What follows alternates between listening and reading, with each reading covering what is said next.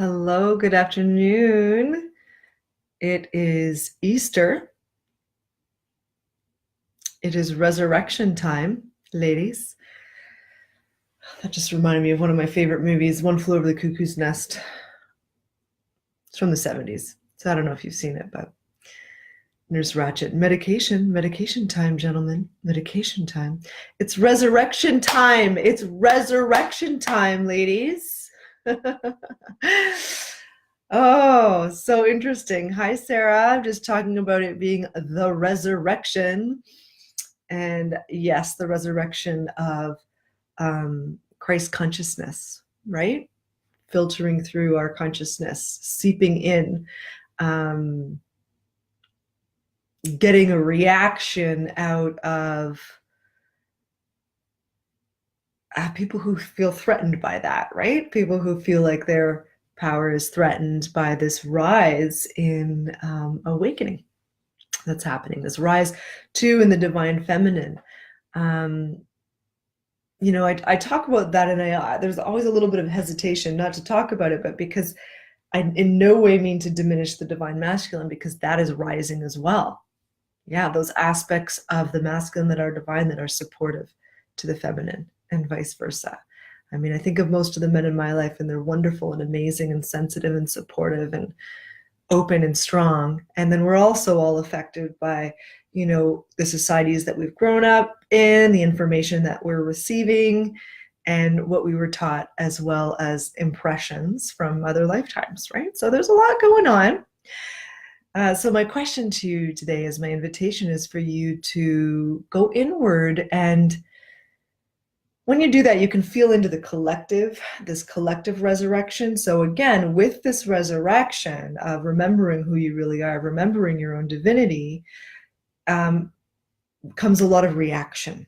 So that's kind of what we're seeing in the world today too. We're seeing a lot of the good and a lot of people standing in their power. I always think of Alexandria Ocasio-Cortez. She's awesome to watch. So you got to follow her on Instagram, just the way she speaks so powerfully, right? And it's causing a reaction in people who are really invested in the ways things have been, invested in the old ways, right? So what are you resurrecting in yourself? Are you resurrecting into the self that you know you are? So I know everybody in this group, I can feel you're so potent, you're so powerful, and you do know it. So yes, we can go into, I'm not worthy, I don't deserve, it can't happen for me the way it happened for them. I'm too damaged. I don't know enough. I have to, all of those things, they exist. They're in our awareness. They're some of our filters. But I believe that the warrior goddesses in this group, the Ascended Woman, in your heart of hearts that you're meant for big things, that you're meant for, and by that, I don't necessarily mean you want to be on a stage or write a book. Maybe you do. A lot of you probably do. That would be great. But it can also just be this resurrection, the great thing being you are living a life that feels really free and flowy, because you've dropped all the bullshit. You've dropped your own bullshit, and you've dropped buying into other people's bullshit as it comes at you, right? Like for me, that is true freedom. And it's interesting because I was thinking the other night, as I do as an HSP, a highly sensitive person, there's Elaine Aron wrote these books. She's amazing, and she has a documentary out called Sensitive, about how 20% of the population, and I think more than that actually, we have very finely attuned nervous systems that just kind of tend to absorb more, feel it more. So this is I don't want to say good or bad, but there's some challenges with this, and there's some amazing things with this, right? So for me, it can keep me up at night when I think of those things that break my heart, and then it can also, because I can empathize and feel, I can therefore go in and weave and shift and understand things as well. I can't even remember where I was going with this, but oh yeah. So those things that break my heart are when any being, be it animal, child, woman, man, is kept in captivity. So any form of like slavery or having to do something against their will, it just really, really tears me apart sometimes. So I need to know when to kind of shut that off as well. But I was thinking about it the other day, why, when we come into this world and we really feel strongly about something or a cause.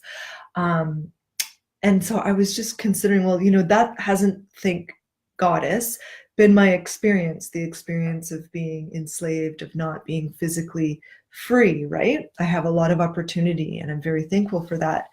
Um, Sarah, who do you adore? Oh, Elaine Aron. I think that's who you mean. Yeah, she is awesome. If you're a parent, she's got a book on the highly sensitive child, highly sensitive partner, highly sensitive person. Really, really great stuff there. So yes, so very fortunate that I'm free physically. However, when I think about my struggle and how I got from where I was, really struggling to kind of keep afloat or always breaking even, not allowing myself to really grow and call in the abundance and really create bigger things and reach more people and just really claim that for myself, claim the value of what I do and claim all of what I can do and share it in a way that is more deeply transformational for people and then also for myself in my life. So before I was running myself ragged, I was not valuing myself or what I was doing enough. And, there were all kinds of beliefs going on. And then I wisened up and I had a child and it wasn't about me anymore. And it was like resurrection time. But during that time of struggle, I had a lot of self-loathing, a lot. And this, you might be able to relate to this. So I would go to bed at night. Somebody else is here. Hello, hello, say hi. Andrea, welcome.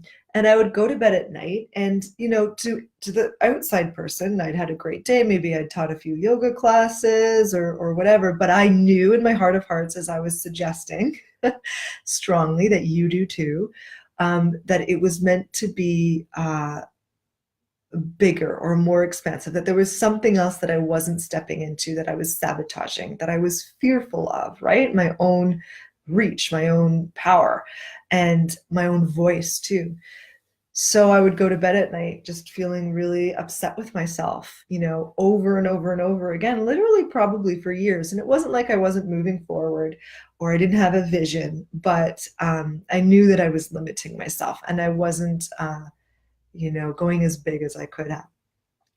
So for me, being stuck in all those patterns and those fear beliefs, for me, that was a lack of freedom. So that was me being shackled. I was shackling myself. I was bound to something. I was bound to all of these old impressions and patterns, right? So I really feel that sense of not being able to do what you want to do and be who you want to be deeply. And so when I see it, literally with people or animals that are, forced into things they don't want to do, it just really slays me. And then of course, there's past lifetimes that I'm aware of, my own, where perhaps there was kind of an enslavement type thing going on or not a lot of freedom. And most of us will have something like that, especially if those past lifetimes were as a woman. We weren't free really to grow into our potential as much. And I'm not saying that maybe some women aren't just very, very fulfilled and very satisfied, doing the regular roles. That's wonderful. That's wonderful. Then that is your path. That is your peace. That is your heart. So that's my invitation today, is to just think about this resurrection of the divine feminine that's going on right now. And for yourself, it's like finding that voice and letting it be okay to speak it, letting it be okay to take up space. Take up space so we don't need to be afraid anymore. You might ruffle some feathers, you might get some reactions. Let them react, because that old time is done. It's over. And it was very interesting with Notre Dame burning this week, which, that's a very sad thing. It affected me because I also have this awareness of past lifetimes, and I can go to a place and feel viscerally if I've been there before. I really love Europe, and I really love traveling, and I really love the history of places. And I feel it's probably because I've I've been there before, or I've lived there before. So I did feel that viscerally, the Notre Dame burning down. It moved me in the way that it was like history and a loss of something that's been there for a while. But the other part of it is that I remember watching the steeple collapse, and it's like this big phallic symbol based on a patriarchal religious system that is very skewed, and a lot of it false. I'm going to go ahead and be brave and say that, written by men, and burning and crumbling to the ground. So it's like, and I always bring what's happening in the world back home. It's like, well, what do I need to burn and allow to crumble to the ground? What really is just so outdated and done? What needs to go within me? What needs to crumble to the ground and burn to the ground so that the true me, or the truth, if you're looking at the outside of the world, the truth can actually resurrect and be a positive influence on this planet, right? And that's actually very interesting. I'm not going to go into it today, but it's very interesting, the history of the land that Notre Dame was built on. So there's these axis lines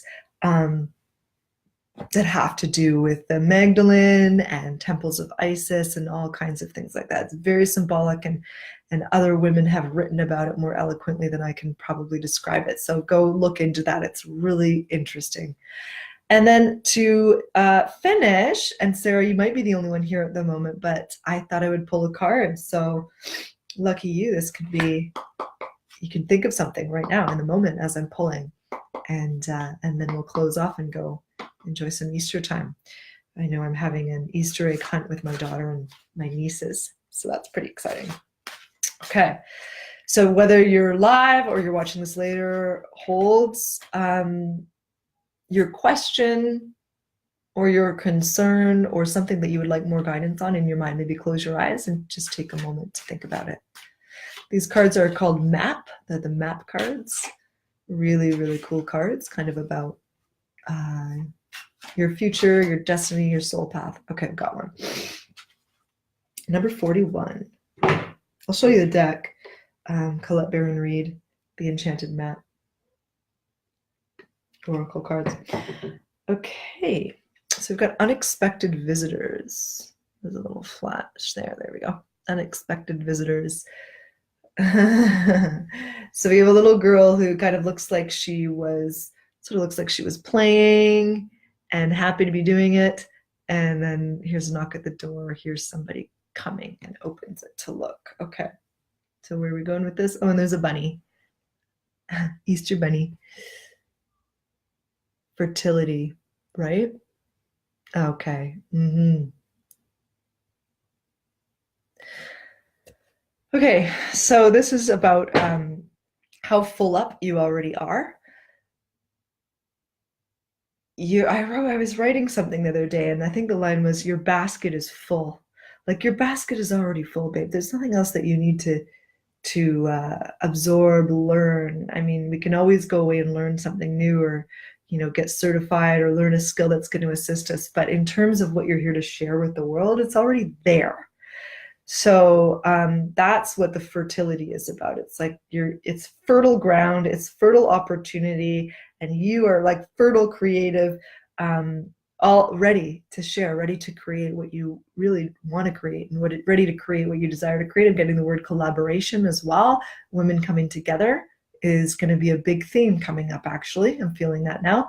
So a lot of us entrepreneurs, it can be very isolating, especially if you work from home. So thinking about what you want to do and who you could bring into that and create something maybe even better than you could do on your own.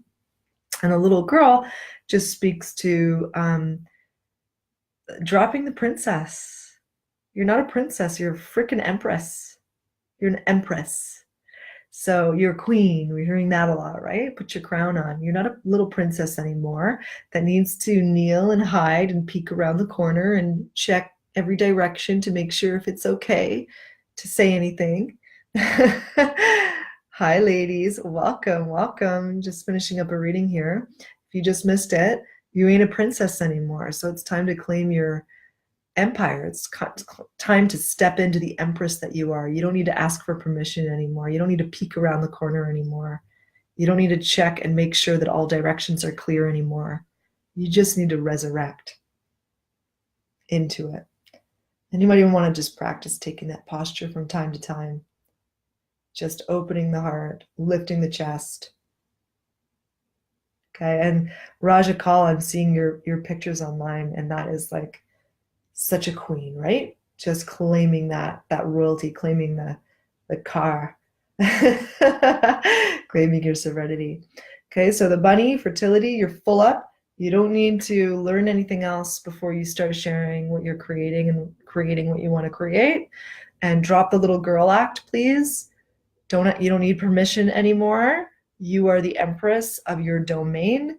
And always, always, always, I like to remind you that that's better for everybody when you step into it. It's better for everybody around you, your children, your family, your clients, the people you're going to collaborate with. When you are in your sovereignty, when you are owning your power and you're confidently just stating your opinion, declaring your truth, and allowing yourself to create, and allowing yourself to say no, allowing yourself to say yes. All right, that serves everybody. When you're hiding and that's not helping anyone, and it's going to keep you in that state I mentioned that I used to have of the self-loathing, that restriction, that frustration. So I hope this has served today. One more time, the invitation was to just go inward, close your eyes, and ask yourself what you're resurrecting, what you're resurrecting within your own being. What are you stepping into finally?